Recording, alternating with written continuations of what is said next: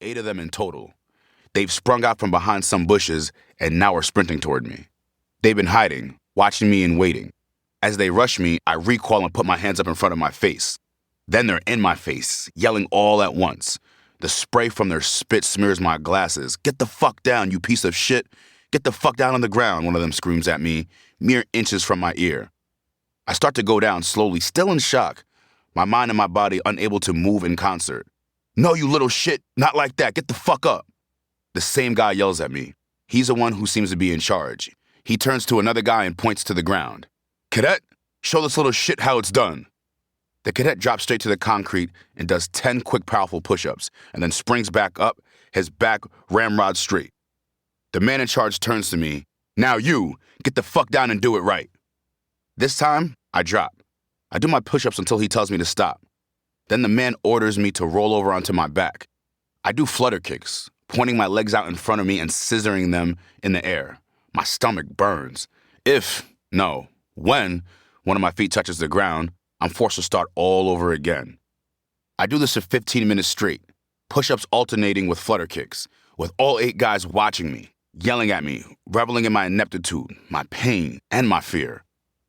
What I'm doing now, I learned later, is called getting smoked. It's used as a punishment for bad behavior. I would get smoked a lot in the next few years. I hated my dad at that moment. I hated him more than anyone or anything that I ever hated in my life. It felt reciprocal. He sent me here. It's not just that he doesn't love me. He must hate me. Damn that asshole. Later in life, I'd come to understand why he did what he did. Or at least I'd see his rationale. Up to this point, I had been a total disaster. I've been kicked out of every school I'd been enrolled in. I'm talking preschool, elementary, middle. I had no respect for my teachers, or really, for any authority figures. I had no respect for myself. Though I'd somehow managed to avoid serious misconduct, some of the people I hung out with were starting to run into real trouble with the law. I was not exactly on the pathway to success. My dad would explain later that he was just buying me time, trying to keep me from getting in real trouble with the law or worse. He wanted to give me a chance to get my head on straight. But still, what the fuck was this? I didn't know any places like this even existed. I was the youngest person at military school, not even close to being mentally, emotionally, or physically mature enough to handle it.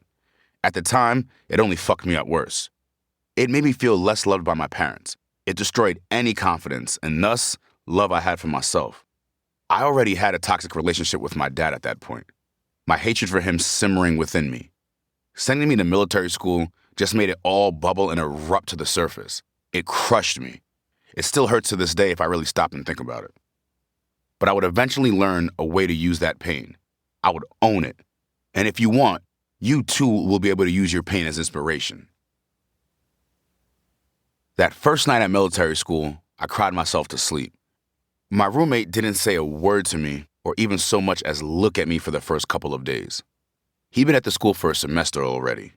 I guess he knew that it was best that I get this part over with, that there was nothing anyone could say or do to make it any better.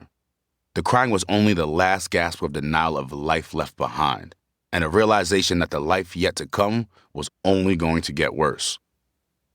The school student body was comprised of kids from all over the place. West Coast, East Coast, the South, the Midwest, and even Alaska.